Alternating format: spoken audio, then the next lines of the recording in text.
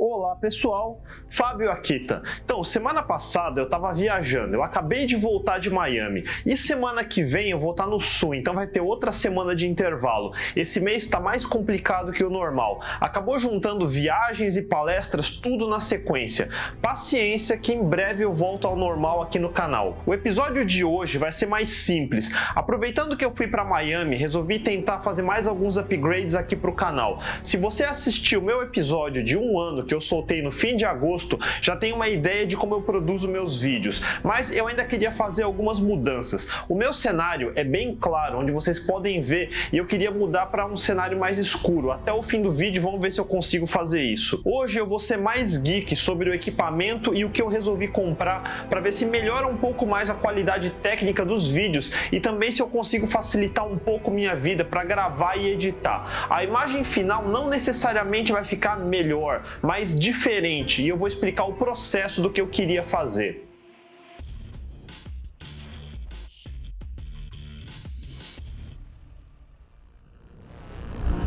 O vídeo de hoje vai repetir algumas coisas que eu já contei no vídeo de um ano do canal para dar contexto. Para variar, eu não vou só mostrar as coisas, eu quero aproveitar para registrar o que eu aprendi para não esquecer. Lembrando que eu não sou fotógrafo profissional, nem tenho treinamento em fotografia. Tudo que eu sei eu aprendi sozinho e por isso eu sei que ainda tem várias coisas que eu não sei. Se tiver fotógrafos mais experientes assistindo, não deixem de me mandar mais dicas nos comentários. Enfim, em agosto de 2018 eu ainda não sabia se eu ia ou não conseguir mesmo manter a frequência necessária para se ter um canal decente com vídeos de no mínimo semanais. Por isso eu fui colocando equipamentos aos poucos. Eu comecei usando essa DJI Osmo. Nenhum motivo em especial, só porque eu já tinha ela. Senão estaria usando meu celular mesmo com um tripézinho vagabundo qualquer de R$50. Mas depois de meia dúzia de vídeos eu senti que comecei a pegar o ritmo. Daí achei que era hora de comprar uma câmera de verdade. E sim, câmeras de verdade são bem diferentes de câmeras de celular, mesmo do seu iPhone 11 Pro ou Huawei P30 Pro. Antes de continuar, vamos repetir o que todo profissional deve estar cansado de repetir. Megapixels não significa imagens melhores. Entre uma câmera de 68 megapixels com um sensor bosta versus uma de 12 megapixels com um sensor decente, obviamente sempre escolha o sensor decente. Por isso, pelo custo-benefício, eu escolhi a Canon Rebel T7i, que em outros mercados também é chamada de 800D. Ela é uma câmera de 24 megapixels, mas ela é crop, não é full frame. É o tal custo-benefício que eu falei. Muitos youtubers melhores do que eu usam uma linha acima da Rebel, como as Canon 5D Mark III ou Canon 6D Mark II, que em termos de megapixel é um pouco menos que a Rebel de 24 para 22 megapixels, se eu não me engano. Porém, a 5D e 6D são full frame. Além disso, a Rebel grava vídeos de 1080p e a 6D grava 4K. A diferença é que a Rebel T7i custa $800 e a 6D Mark III custa $1.500. É quase o dobro de diferença. Mas a escolha não foi só o preço. Se eu gravar em 4K, só vai aumentar o peso para edição e o tempo para processar e exportar o vídeo depois. Ou seja, vai aumentar meu trabalho sem ganhos significativos. Na prática, existem duas grandes vantagens de se gravar em 4K. A primeira é que depois que você faz downsampling de 4K para 1080p, a imagem vai ficar mais nítida. A segunda vantagem é que eu posso fazer zoom em alguns shots e não perder resolução se eu estabelecer a base de 4K, porque daí eu consigo fazer zoom de até 2 vezes sem as desvantagens de super sampling. Youtubers, vamos dizer, semi-profissionais, como um Peter McKinnon ou Casey Neistat, usam algo como a Canon 5D Mark II ou a Sony A7 II. Na verdade, se você for investir em algo como a 5D, eu altamente recomendo ver a Sony A7 II. Ela é menor, mais leve, e para coisas como vlog, tende a ser melhor porque ela tem in-body stabilization, enquanto as Canon depende de estabilização que vem na lente. Youtubers, vamos dizer, mais profissionais, como o pessoal da Linus Tech Tips, MKBHD, Corridor Digital, usam o topo de linha das câmeras, como as Hasselblad ou Blackmagic, que é a mesma que faz o editor DaVinci Resolve, ou as lendárias Red. São câmeras superiores que gravam 6K a 8K, mas uma Hasselblad acho que não tem por menos que $15.000. As Blackmagic já são mais acessíveis lá pelos $1.400, mas você vai precisar de acessórios caros. Já a Red, você precisa comprar colocar o brain, que é o núcleo da câmera, mas diversos acessórios também, como os mini mag de SSD, monitor, baterias. Algo como o Gemini Camera Kit, para começar, não sai por menos que $27 mil. Definitivamente são câmeras para quando se tem 1 milhão de inscritos para mais, com muitos patrocinadores. Como eu disse antes, não é só a câmera, fora o tanto de acessórios caros que essas câmeras exigem. E agora você tem um workflow que exige editar vídeos em 8K, que dependendo do codec, como o Red Code, Cinema DNG, Apple ProRes e da taxa de compressão, pode ser algo na faixa de 200 GB por hora de vídeo, e você precisa dar um jeito de editar e processar isso. Agora você precisa de uma workstation realmente potente, ainda mais potente do que o meu, que eu já considero muito bom. Esse é o teto que dá para chegar. Acima disso seriam câmeras como as Arri Alexa, que Hollywood usa, mas tecnicamente falando, na grande escala das coisas, eu ainda sou um canal hiper pequeno, então a escolha de equipamentos tem que levar isso em consideração. Voltando ao que eu comprei para vídeos curtos, só o que vem na Canon Rebel seria suficiente, mas ultimamente eu ando tendo problemas. Os meus vídeos estão começando a estabilizar em 40 minutos para cima, alguns indo para cima de 1 hora. A bateria de uma Canon eu acho muito ruim, eu acho que ela não aguenta mais que 1 hora de vídeo. Algumas vezes eu tô gravando e dependendo do script eu acabo errando e esticando, e pode chegar a 2 horas ou mais que eu preciso cortar depois. Mas aí chegando perto do fim, a bateria não aguenta e a câmera desliga. E quando isso acontece eu fico assim.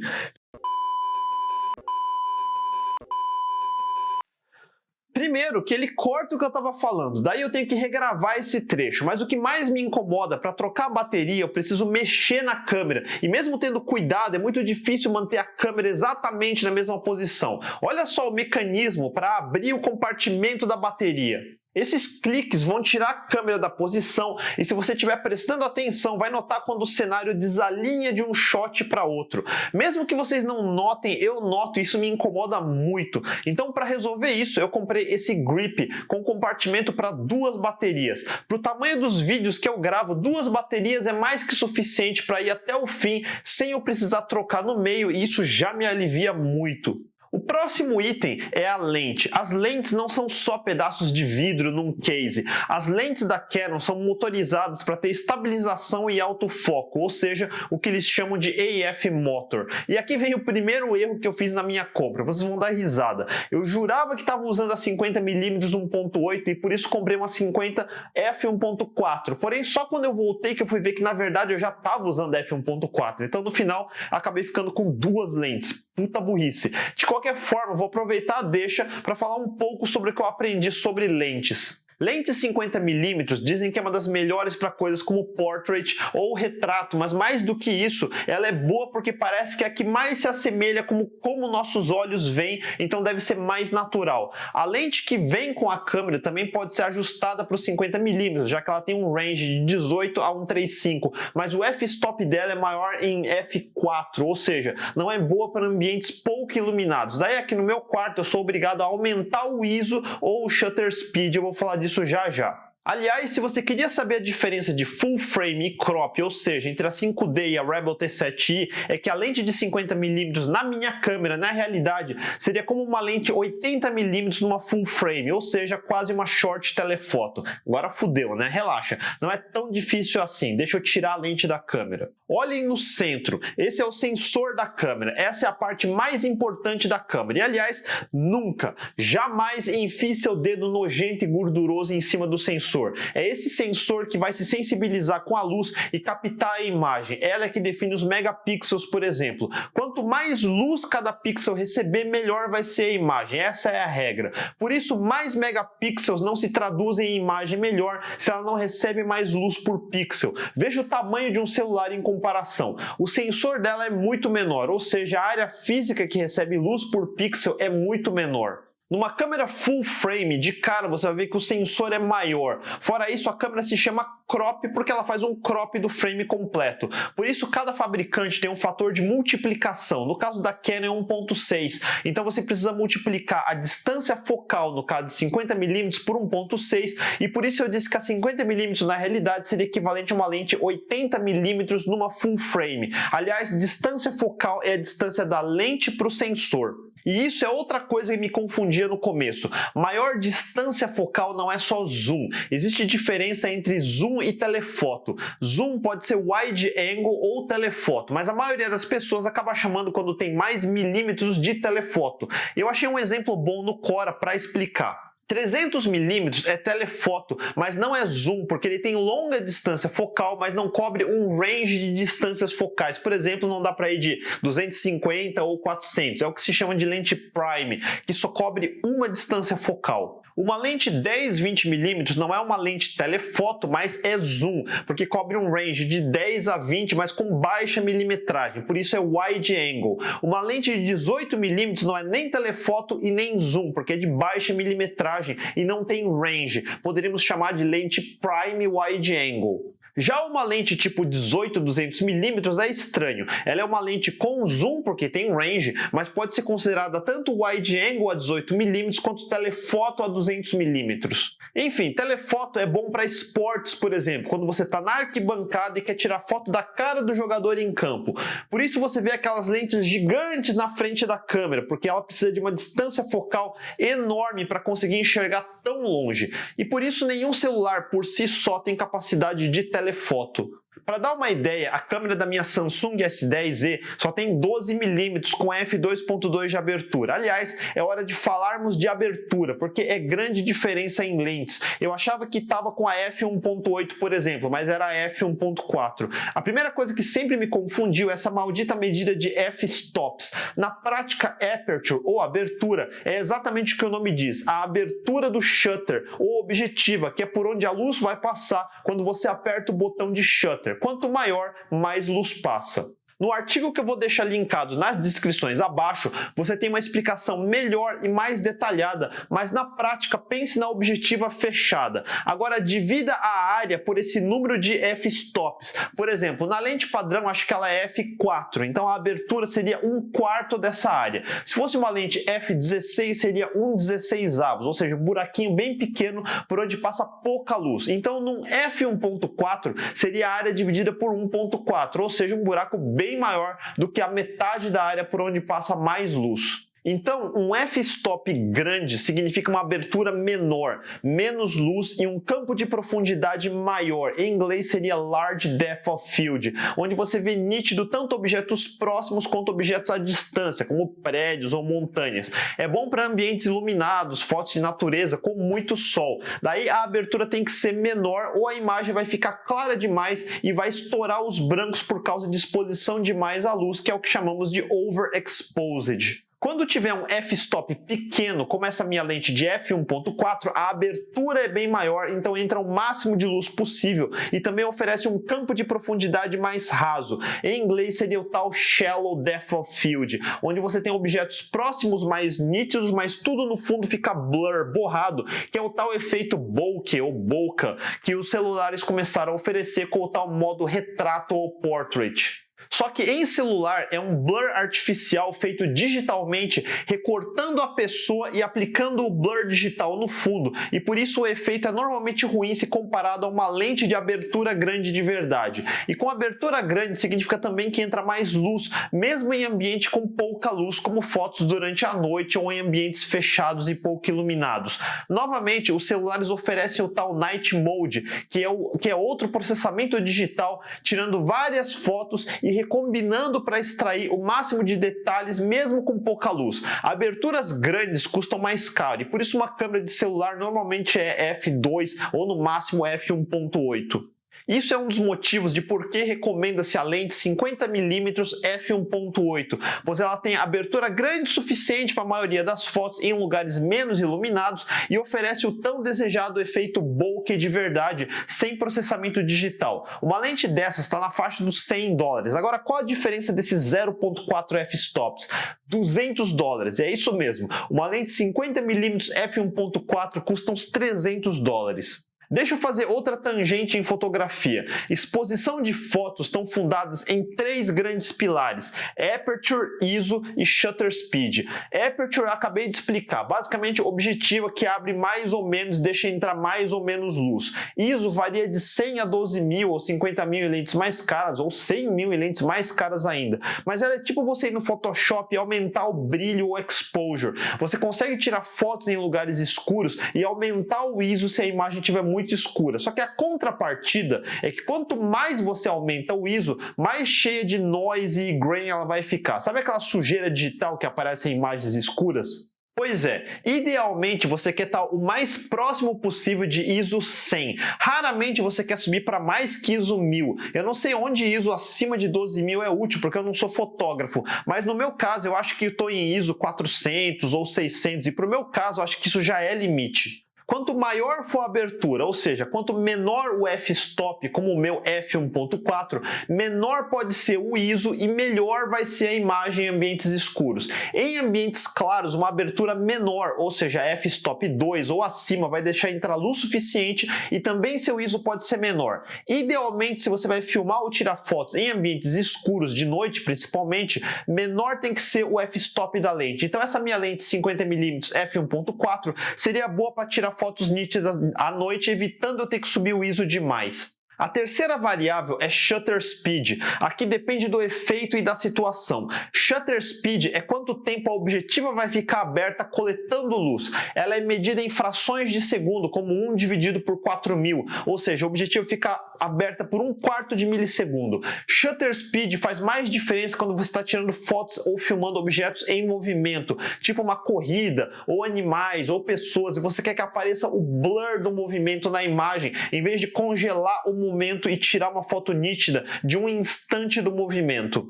Quanto mais lento for o shutter speed, ou seja, quanto mais tempo a objetiva fica aberta, mais desse movimento é registrado em cada frame e isso causa blur de movimento. Quanto mais rápido for o shutter speed, mais nítido é a imagem em movimento e menos blur. Aqui eu não tenho muita sensibilidade de qual o melhor shutter speed para o meu caso, mas na prática, quanto mais rápido for o shutter speed, maior você quer que seja a abertura, porque o tempo para a luz entrar vai ser menor. Então a lente f1.4 teoricamente deve ser melhor para conseguir imagens mais nítidas de coisas em movimento também, onde você vai querer shutter speeds cada vez mais rápidos sem aumentar o ISO.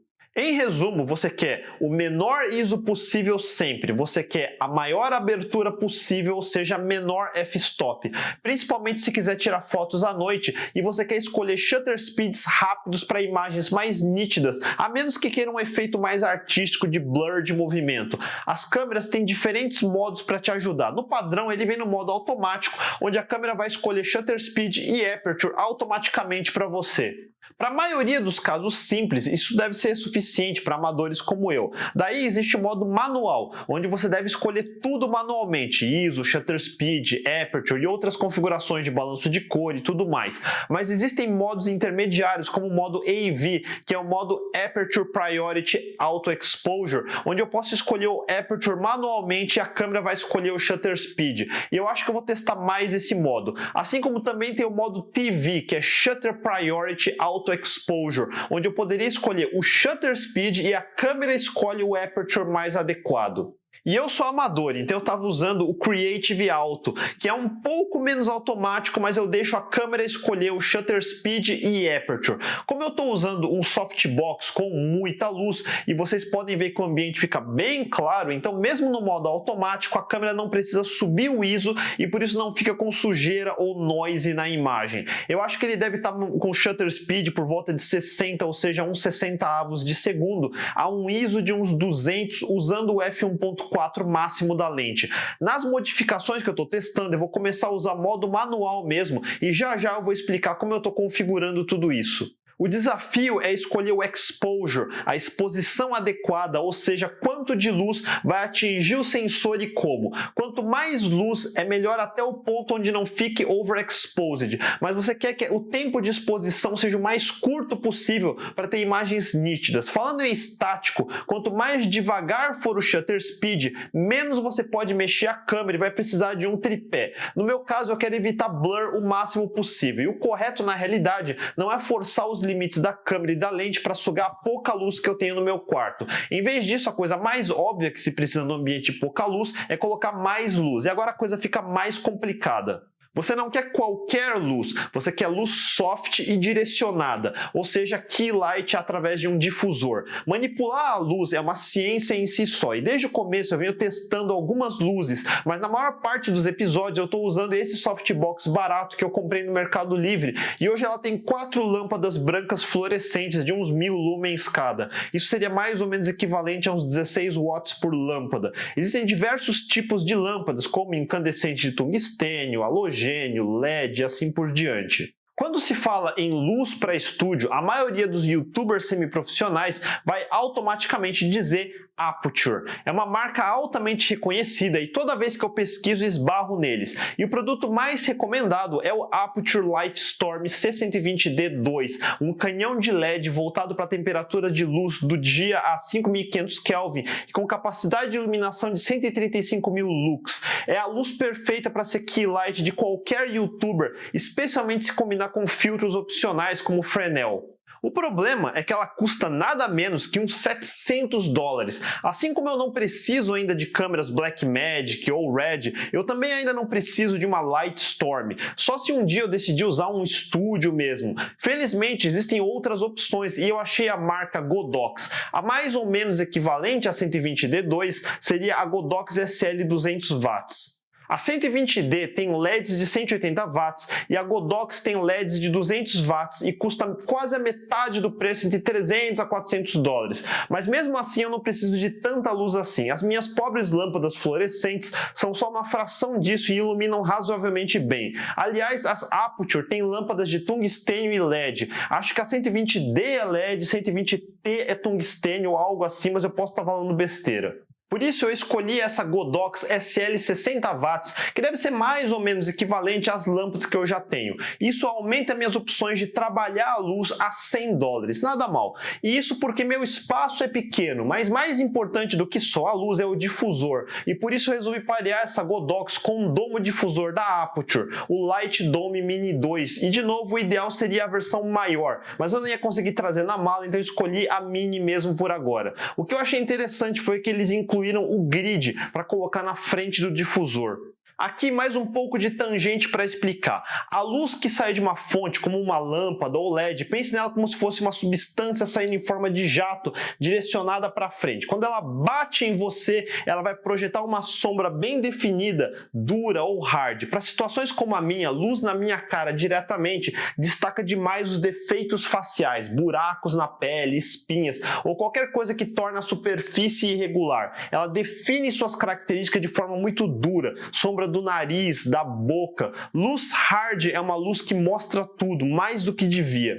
Para melhorar essa cara feia aqui, começamos colocando um modificador. Modificadores são coisas como um Fresnel, Space Light, Barney Doors. No meu caso, começo com o Light Dome e na frente dele um difusor. Assim, o tal jato de luz que sai da lâmpada reflete no modificador e é quebrado no difusor, que vai dividir essa luz para tudo que é direção diferente. Ela diminui a intensidade desse jato e ao mesmo tempo aumenta a área de iluminação, porque agora a luz vai para tudo que é lado e por isso se diz que a luz vai ao seu redor. E com isso as sombras se tornam mais suaves e todos os seus defeitos também se tornam mais suaves. E por isso você pensa que eu sou muito mais novo do que eu realmente sou, porque essa luz apaga muitos defeitos. E é assim que eu venho filmando até agora.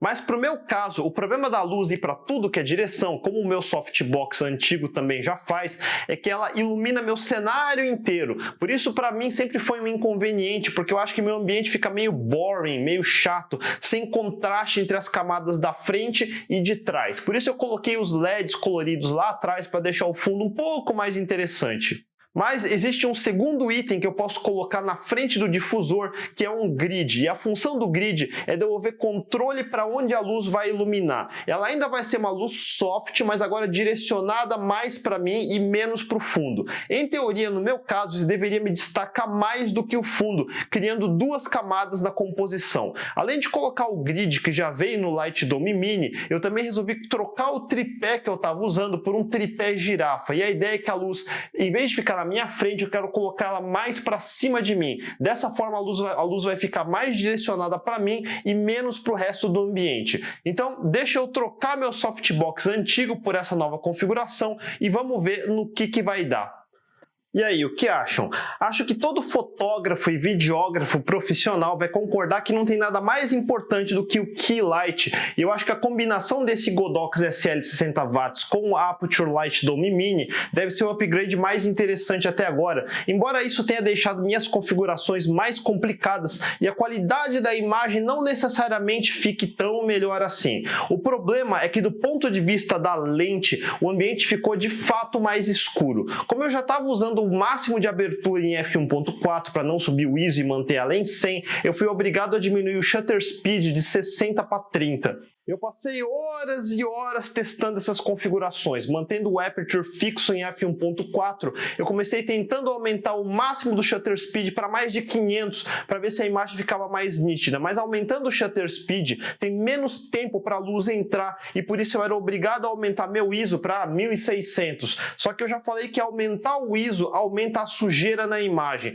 O ideal é o ISO estar em 100 e a única configuração que chegou nisso foi shutter speed em 30 e isso mantendo a iluminação da Godox em 100%. Eu preferia conseguir manter a luz da Godox em 50% ou menos, talvez aumentar o ISO para uns 200 ou 400 e aumentar o shutter speed para 125 a 250. Só que nenhum dos testes que eu fiz com todas as combinações dessas variáveis me deixou muito contente. Então, até eu testar mais vezes, por enquanto eu vou manter a Godox em 100%, o Aperture em f1.4, o ISO fixo em 100 e o shutter speed fixo em 30.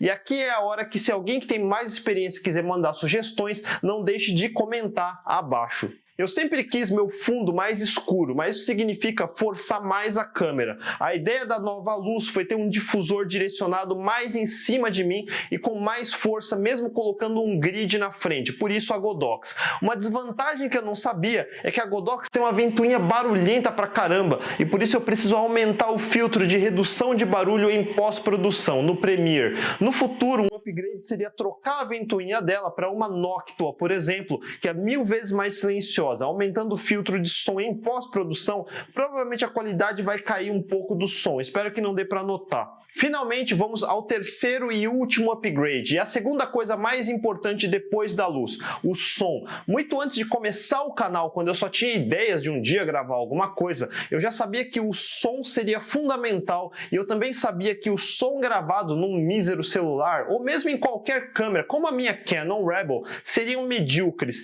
No mínimo eu precisaria ligar um microfone com cabo ou wireless direto na câmera e deixar esse microfone o mais perto possível da minha boca. Mesmo gravando num ambiente fechado, sem barulho ambiente, ou vento, ou eco, só a distância de mim até a câmera já é suficiente para garantir um som porcaria. Por isso, desde o primeiro episódio, eu gravo o som separado num gravador com o microfone de lapela da Sony. Eu mostrei no episódio de 1 ano que eu uso esse gravador da Tascam DR05. Não chega a ser um problema, mas é um inconveniente ter que gravar separado, porque eu continuo sempre gravando o som na câmera para servir de referência, para sincronizar com o áudio do gravador, e eu preciso fazer essa sincronia em pós-produção, na edição. É um passo extra que não consome tanto tempo, porque a sincronização do Premiere é bem rápida, mas é um passo extra e mais uma variável para causar problema. Por exemplo, mais de uma vez eu tive problemas em esquecer de ligar o gravador numa pausa. Lembro que a câmera tem um limite de 30 minutos para gravar, então a cada 30 minutos eu preciso religar a gravação do vídeo e do áudio. E adivinha se eu já não esqueci de religar o áudio? Quando isso acontece, eu tenho que falar tudo de novo. Quando eu vejo que não está gravando, eu saio assim. A outra opção é um microfone wireless ligado direto na câmera e sendo gravado junto com o vídeo. Existem boas opções para isso, como o Sennheiser 112P com microfones lavalier para ligar na câmera. Mas como tudo até agora, essa opção é tudo menos barato. Ia me custar uns $600. E outra marca muito reconhecida é a Rode. Muita gente usa o Boom Kit dele. Se você não sabe o que é o microfone Boom, é aqueles que fica em cima da gente usando um tripé girafa e que a gente coloca numa posição em cima cima da cabeça e que não aparece no vídeo.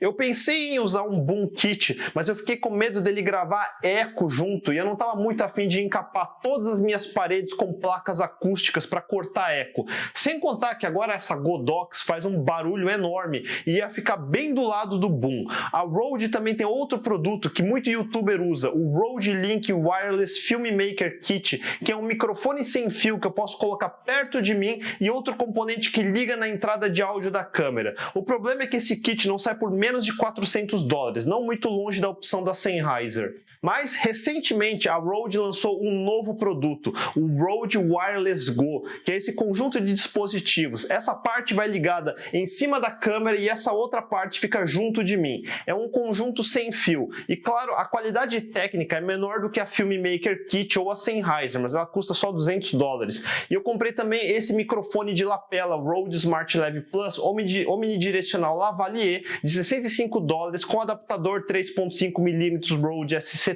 de $15. Ou seja, uma solução de $280 versus uma solução de potenciais $600 por uma qualidade razoavelmente similar para substituir meu gravador Tascam de $100. Eu andei fazendo alguns testes e eu até acho que o som da Tascam é um pouco melhor e mais encorpado. E isso faz sentido considerando que é um equipamento dedicado só para processar e gravar áudio. Mas considerando o passo extra que eu estou cortando na produção, é menos trabalho e menos possibilidades de eu errar, e isso já compensa. Pronto, agora sim, som novo, luz nova e essa é a nova qualidade técnica do canal pelos próximos meses. Em resumo, então o upgrade inclui o pack de baterias para câmera, o canhão de luz Godox SL 60W com o Light Dome Mini 2 da Aputure, o tripé girafa que eu comprei no Brasil, mesmo porque era grande demais para trazer na mala, o Rode Wireless Go com o microfone de lapela Lavalier.